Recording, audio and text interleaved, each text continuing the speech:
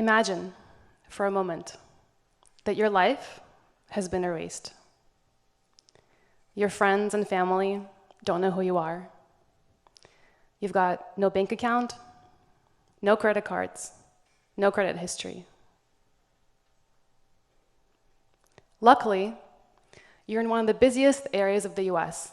You're in Central Park, so you have access to people. But they're strangers, and they can tell that you want something from them. So before you can make any eye contact, they look away. You're hungry, you're cold, and soon it's going to be nighttime. You have nowhere to go. How are you going to get these people to look you in the eye and genuinely want to help you? Will they see you? What are you going to say? We have lived among humans our whole lives, studied together in school, studied so many subjects from rocks to trees to the universe, math and science, spreadsheets and PowerPoints, but we haven't really studied what it means to be human. How to connect to people, how to shift them forward into action. And yet the fact that we're human is the biggest unfair advantage we have in shifting anything forward. In life, in love, and in business. In relationships, and with strangers. Hi, I'm Adriana Delore. For the last 15 years, I've been called on by nearly 30 companies, from eBay to IBM, from Verizon to Estee Lauder, to help them apply the fact that we're human to business. To help them shape and humanize groundbreaking, futuristic inventions, technologies, and sometimes just first-of-their-kind ideas into something that you'd actually want to engage with, and to get you to pay attention to all the newness that they're creating. So let's start with that. How do you get someone to pay attention? Well, years ago, I heard a powerful story, and that was my beginning to answering this very question. It was a story of a blind, homeless man who sat in Central Park for hours. He felt the same despair and confusion that you did just a few moments ago when you imagined that you lost everything. Hundreds of strangers passed them by, their eyes glued to their latest smartphone notification, and barely anyone acknowledged him. One clever tweak to his sign changed everything, changed his whole situation. A kind stranger passing by flipped his sign over, and in the back, he wrote the following: "It is a beautiful day in Central Park, and I cannot see it." It is a beautiful day in Central Park, and I cannot see it. Some of you may have felt an invisible ending to this sentence, and if you did, you're feeling somewhat of a guilt for having sight when this man doesn't. And the gratitude, a big, big gratitude for being able to see. It's a beautiful day in Central Park, and I cannot see it. He cannot see it, but you can. Once the sign was changed, hundreds of strangers reached into their pockets, and hundreds of dollars ended up in this man's donation box. Why now? What changed, really? What was the key ingredient that shifted people into action? This new sign no longer held the story of a blind, homeless man asking for something.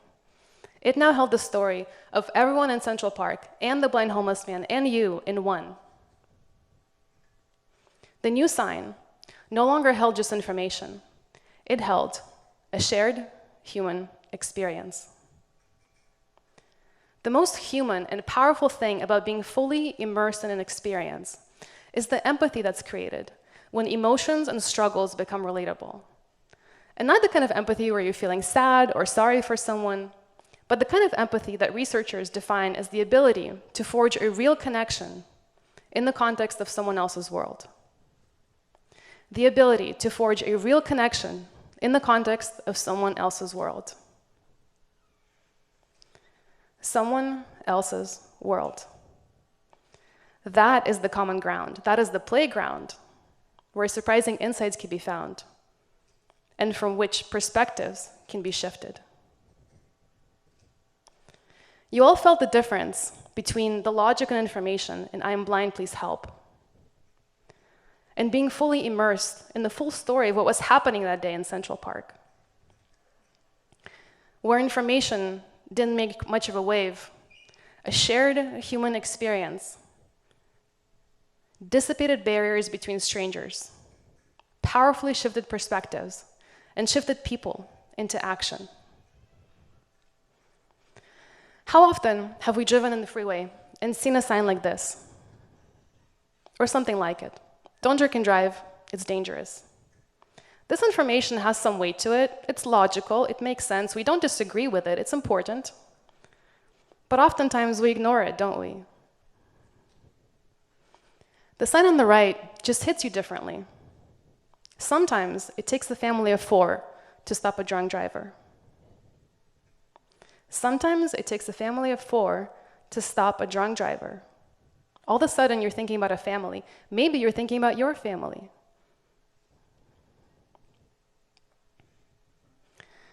What would you do with 1,000 songs in your pocket? This is an oldie, but we all know which company this ad belonged to. And this company is not bragging. They've been dialed into your experience, empathizing with a life where you were limited by an 8-song cassette or a 99-song CD, creating a common ground from which their messages could become powerful, from which their features and technologies can be something that is groundbreaking and something that people and companies really, really looked up to. So being really dialed into someone's experience doesn't just lead to powerful messages that resonate. It can also lead to groundbreaking solutions. Let's see how this works, but on a less known example. I want to talk to you about the story of Tide Pods. Now, if you ask a regular laundry doer how to improve the form of detergent to better fit their lifestyle, they would likely start with something that they already know, like the bottle or the liquid inside. Make the bottle different shape, make the handle different, make the liquid more sticky, less sticky, smell differently. They would start with something that they know, something familiar, and they would unlikely come up with something like a Tide Pod. That's pretty specific. So how does something like this get invented? Well, P&G, the company that owns Tide and Tide Pods, and many other corporations, have research labs where they create, test, and trial new inventions. But really, really good companies go out there and observe people in their daily lives. In the early 2000s, Wall Street Journal reporters were writing that P&G was going out to 80 homes across the world to observe people doing laundry. Observe them doing more things in their home, but also observe them doing laundry. If you're a researcher, given this task, your typical life is in the suburbs, because that's where most research labs exist. And in your big suburban home, you have a laundry room with a washer and a dryer and a cupboard full of detergents, and you can lift one up and pour it in and go about your business. Easy, convenient. That is your experience. But if the same researcher follows someone who lives in a busy city like New York while they're doing laundry, up and down the stairs, 2 blocks to the right, 3 blocks to the left, while carrying a heavy laundry load and detergent and softener on top, being immersed in that experience makes it clear that out of thousands of concepts begging to be prioritized at P&G, something like a Tide Pod could make a huge difference. To have a shot at creating something groundbreaking, we first have to fully immerse in the current experience. Because this is not an experience. This is an experience. So it took a little while for the Tide Pod to come alive because innovation had to happen in this area. All the liquids had to be partitioned just right because If you remember, we used to have detergent tablets made of powder that weren't great, didn't work very well, didn't dissolve very well. But once this was resolved and the Tide Pods came to market, they took up so much market share and made so much money in sales that they exceeded the success of most new consumer products that came to market, some by as much as 10x. I want to talk to you about an example where we could be missing opportunities to create something groundbreaking. Gentrification is happening all over the world. We've got Lisbon, Barcelona, but since we're here, I want to talk about Miami. And no, I'm not from Miami. I'm one of those intruders from California. And on one hand, I love what's happening in Miami. We've got businesses popping up like mushrooms after a rain shower. We've got venture capital firms, tech firms, hedge funds, local businesses. And like I said, on one hand, I love it. Many of us do. Many locals do. But I wonder what would happen if the newcomers would notice the power of the self-made people of Miami who hustled their way to success, moved here from other countries. And when they didn't just assimilate, get jobs, and do decently well for themselves. A lot of them became entrepreneurs. They built businesses. Arguably, they built Miami. Aren't the bloodlines of these people the perfect talent pool to learn anything, do anything at the dawn of the AI era, at the dawn of ever-changing skill sets needed to fuel progress? And I wonder what would happen if the newcomers would notice the power of the captivating Latin culture, built on music, dance, sheer joy of life. Imagine incorporating that spirit into your company culture. Talk about boosting employee morale.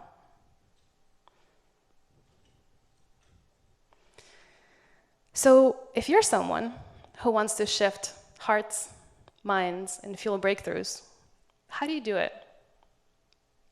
Where do you begin? Well, first, I want you to remember 3 truths. Number 1, you are not them.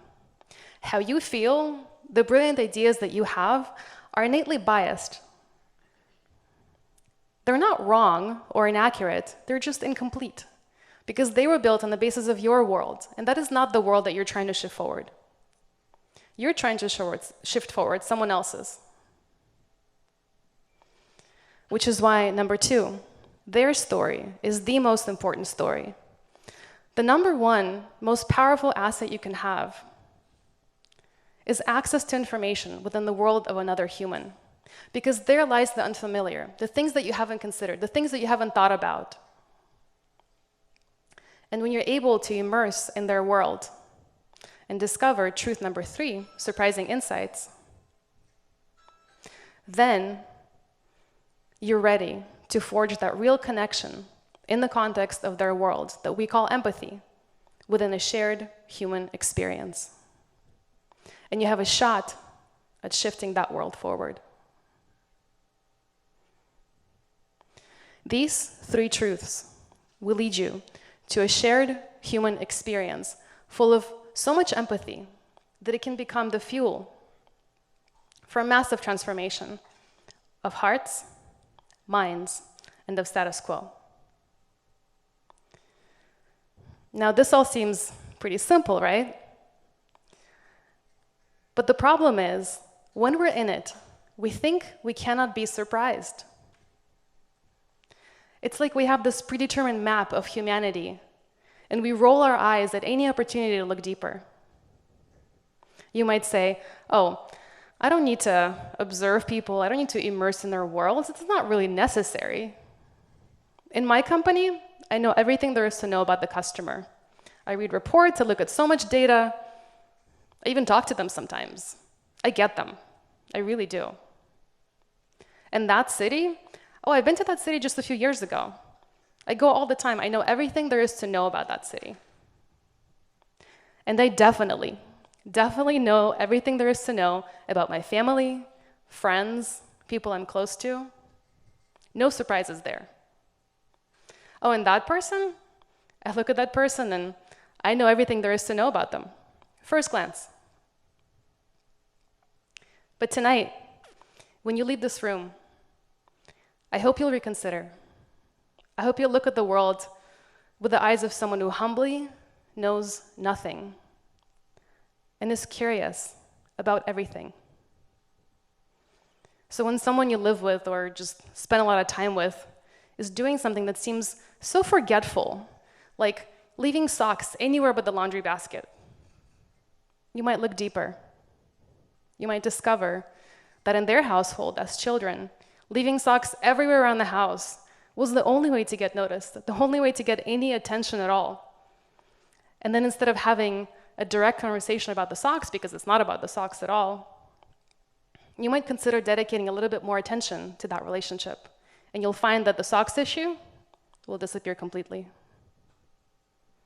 And when your boss or colleague is micromanaging you, perhaps you won't take it personally. Perhaps a little curiosity about life outside of work will reveal an unmet need currently being met through micromanaging you that you can help meet differently. And when you have a brilliant idea for an invention or change,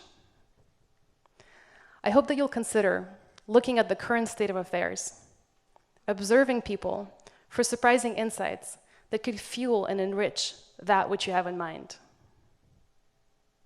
In fact, when entrepreneurs and change makers sometimes reluctantly go through this process, they come out of it saying, wow, now my idea really is brilliant. So throw away the map of humanity that you created, because a map cannot describe the essence of the territory. Since in a territory, everything and everyone has its own story. And so the path to glory is through the inventory of someone else's story. Experience someone's story, and you'll have the most powerful asset there is in life, in love, and in business, in relationships, and with strangers. Because it's not humans that shift hearts, minds, and fuel breakthroughs. It's through shared human experiences that we can shift hearts, minds, and fuel breakthroughs. Thank you.